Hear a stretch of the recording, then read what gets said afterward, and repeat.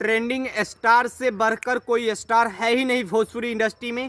जैसे ही नींबू खरबूजा व्हील 2 100 मिलियन क्रॉस करते हैं, उसके बाद में खेसारी लाल यादव अपने फेसबुक पे एक पोस्ट करता है और तमाम भोजपुरी दर्शक और तमाम उनके चाहने वालों को दिल से धन्यवाद देते हैं कि आप लोग इतने लेवल तक हमें सपोर्ट करते हैं, जिनको लेकर हर एक गाना मिलियन क्रॉस होते हैं और उसके बाद में ये 100 मिलियन क्रॉस हो चुका है। तो ये इस वक्त की यानी कह सकते हैं इस साल की 2024 की सबसे बड़ा गाना बन चुका है। यानी 2024 में कोई भी गाना नहीं है जो ट्रेंडिंग में चले और 100 मिलियन क्रॉस कर जाए महज 10-15 रोज़ में।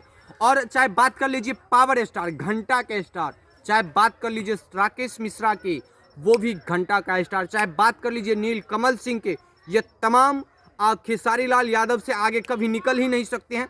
जिस तरीके से खेसारी लाल यादव के परफॉर्मेंस रहते हैं और अपने गाना में जो भी कुछ मिश्रित करते हैं वो भोजपुरी इंडस्ट्री में सबसे अलग रहता है और इसका गाना सबसे यूनिक होता है। कुछ भरवे लोग तो गाना चोरी पे आरोप लगा देते हैं कि ये गाना फिर से चोरी हुआ, और जो सारा गलत है।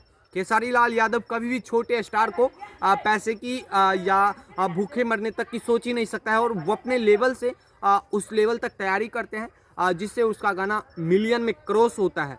और बाकी बात खेसारी लाल यादव के 5 तो और ऐसे गाना है जो यदि उनका रीमेक निकाला जाए तो वो गाना मिलियन में 100 मिलियन नहीं 500-500 मिलियन जा सकते हैं। खेसारी लाल यादव के ऐसे गाना है।